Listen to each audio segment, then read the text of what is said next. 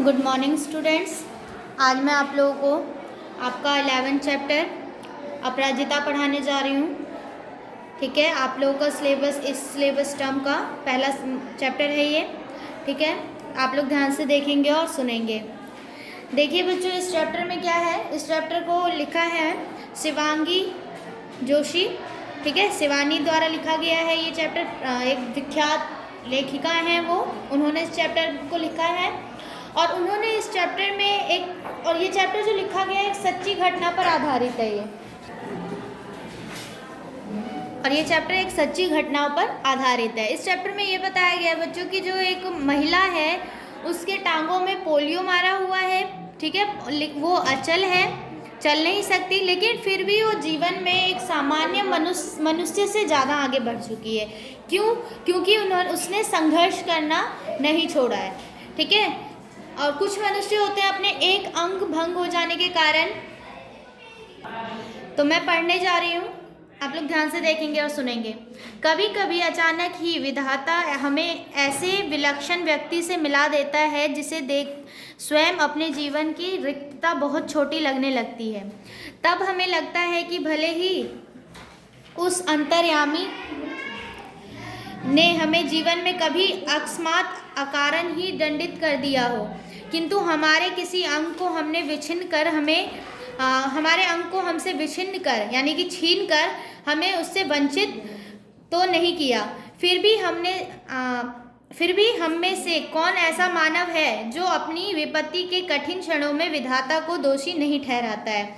अब देखिए, अगर हम लोगों के साथ मान के चलिए कुछ ऐसा होता है, तो कुछ भी होता है तो हम लोग बोलते हैं कि भगवान ने ऐसा क्यों किया। तो हमारी हर दुख सुख हमारे साथ जो भी होता है तो हम अपने भगवान को दोषी ठहरा देते हैं। ठीक है, कि भगवान ने ऐसा हमारे साथ क्यों किया। मैंने अभी पिछले महीने एक ऐसी अभिशप्त काया देखी है जिसे विधाता ने कठोरतम दंड दिया है।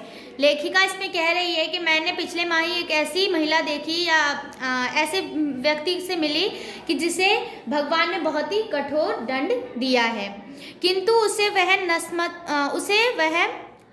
नतमस्तक आनंदी मुद्रा में झेल रही है, विधाता को कोसकर नहीं। लेकिन जो उसे झेल रही है वो विधाता को कोसकर झेल नहीं रही है, वो उसको भगवान के सामने अपना सर झुकाकर भगवान की इच्छा मानकर उसे झेल रही है। उसकी कोठी का आहत एकदम हमारे बंगले के अहाते से जुड़ा हुआ था।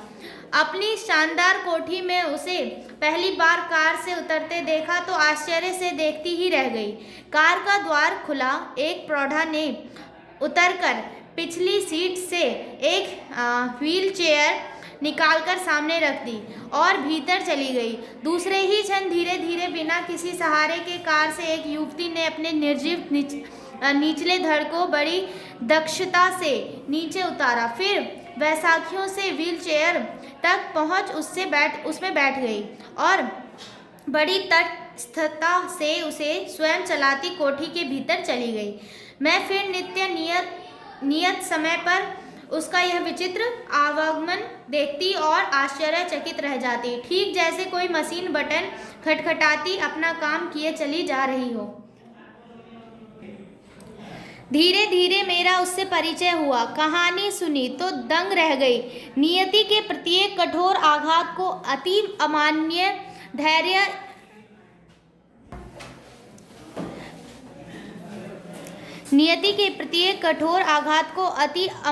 धैर्य एवं साहस से झेलती वह बित्ते भर की लड़की मुझे किसी देवांगना से कम नहीं लगी।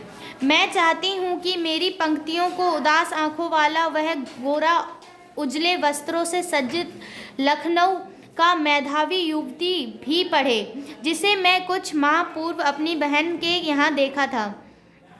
वह IAS की परीक्षा देने इलाहाबाद गया।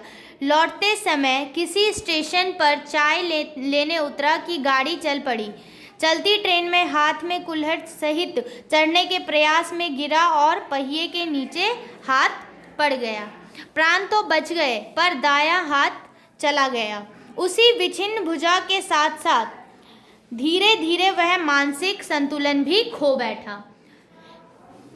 इसमें लेखिका यह कह रही है कि मैं एक बार लखनऊ गई और वहाँ पे मैंने देखा कि एक व्यक्ति था जिसको जो ट्रेन से आ रहा था और उसके कारण मतलब चलती ट्रेन में चढ़ने के कारण उसके जो हाथ है वो पहियों के नीचे आ गए और उसका प्राण तो बच गया, लेकिन जो उसका हाथ है, एक अंग है, वो भंग हो गया, जिसके कारण वह अपना मानसिक संतुलन खो बैठा। उसे भी ऐसी महिला से मिलना चाहिए। पहले दुख भुलाने के लिए नशे की गोलियां खाने लगा और अब नूर मंजिल की शरण गई है। केवल एक हाथ खोकर ही उसने हथियार डाल दिए। इधर चंद्रा, जिसका निचला धड़ है निष्प्राण, मांसपिंड मात्र सदा उत्फुल्ल है, चेहरे पर विषाद की एक रेखा भी नहीं, बुद्धि दीप्त आंखों में अदम्य उत्साह, प्रतिफल प्रतिक्षण भरपूर जीने की उत्कट जिजीविषा और फिर कैसी कैसी महत्वाकांक्षाएं।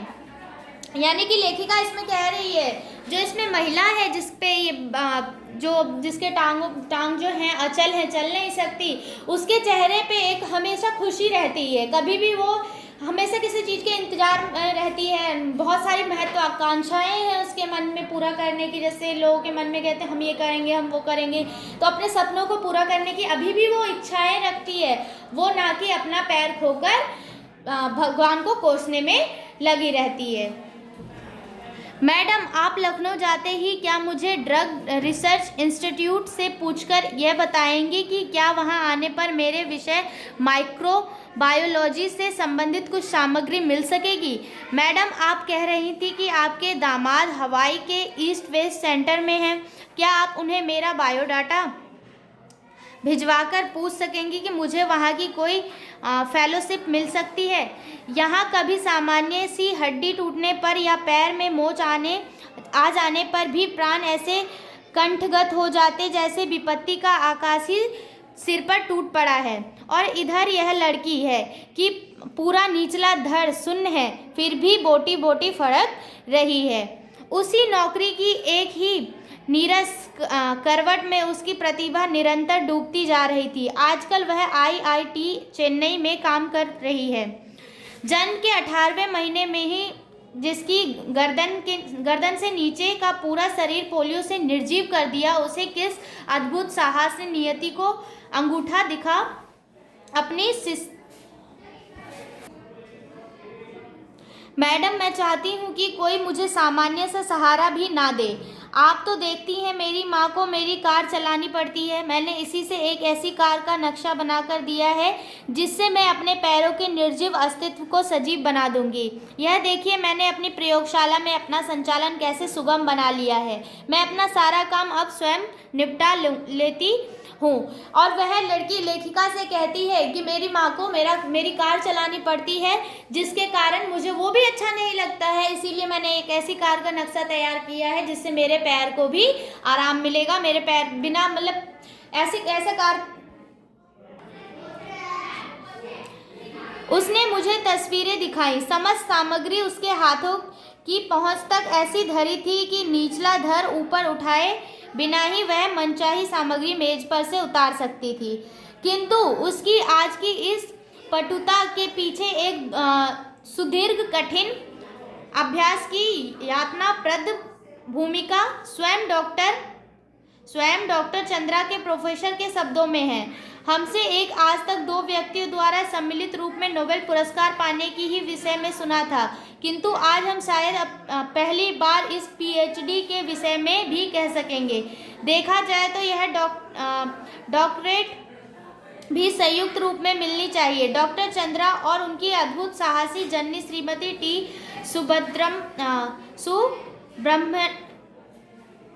सुब्रह्मण्यम को 25 वर्ष तक इस सहिष्णु महिला ने पुत्री के साथ साथ कैसी कठिन साधना की और इस साधना का सुखद अंत हुआ। 1976 ईस्वी में जब चंद्रा को माइक्रोबायोलॉजी में डॉक्टरेट मिली, अपंग स्त्री पुरुषों में इस विषय में डॉक्टरेट पाने वाली डॉक्टर चंद्रा प्रथम भारतीय थी। जब इसे सामान्य ज्वर के चौथे दिन पक्षाघात हुआ तो गर्दन के नीचे इसका सर्वांग अचल हो गया। भयभीत होकर हमने इसे बड़े से बड़े डॉक्टर को दिखाया। सबने एक स्वर में कहा, आप व्यर्थ पैसा बर्बाद मत कीजिए। आपकी पुत्री जीवन भर केवल गर्दन ही हिला पाएगी। संसार की कोई भी शक्ति इसे रोगमुक्त नहीं कर सकती। सहसा श्रीमती सुब्रमण्यम का कंठ अवरुद्ध हो गया। फिर वे धीमे स्वर में मुझे बताने लगी, मेरे गर्भ में तब इसका भाई आ गया था।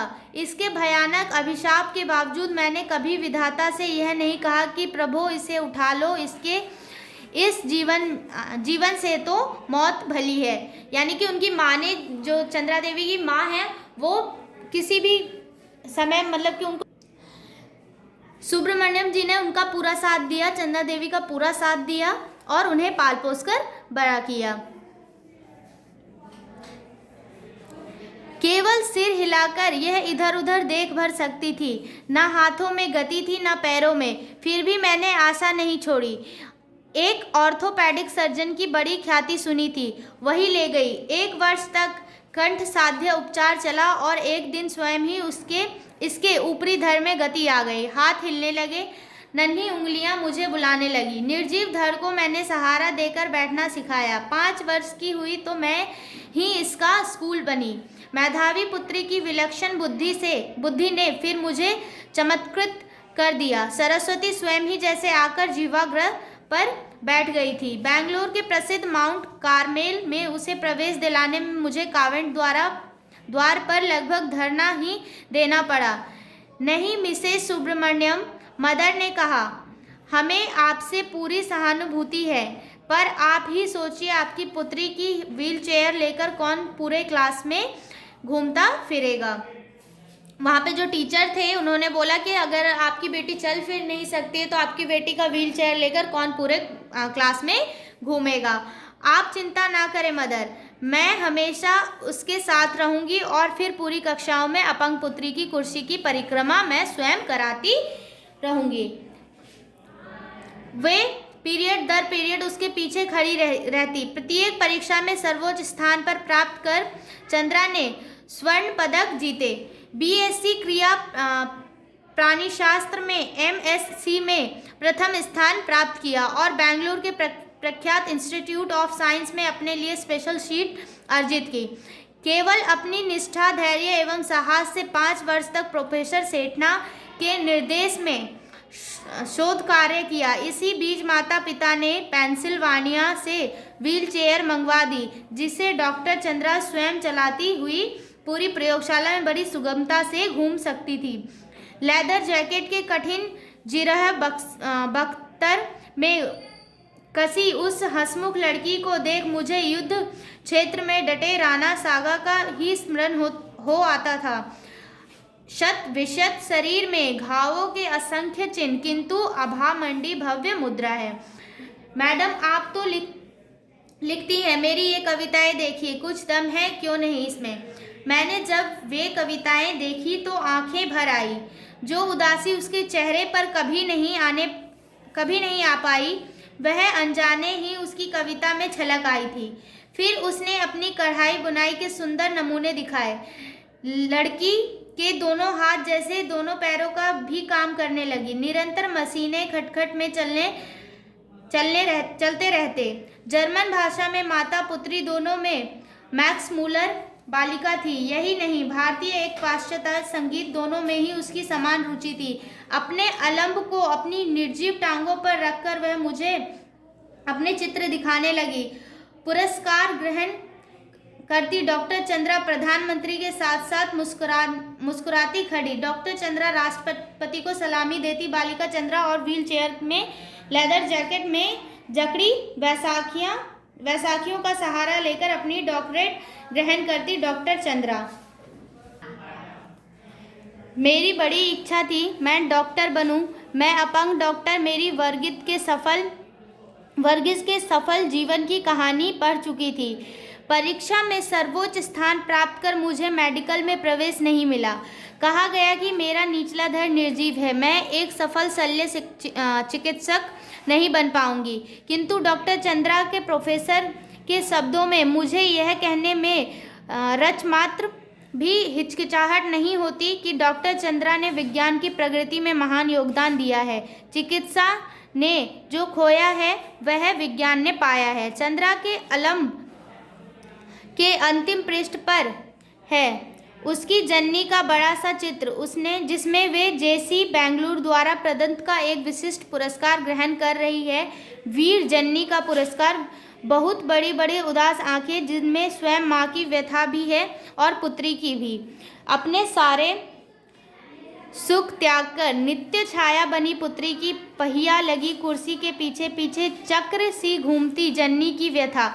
नाक के दोनों ओर हीरे की दो जगमगाती लौंगे, अंधेरों पर विजय का उल्लास। जूड़े में पुष्पवेणी, मेरे कानों में उस अद्भुत साहसी जननी शारदा सुब्रमण्यम के शब्द अभी भी जैसे गूंज रहे हैं। ईश्वर सब द्वार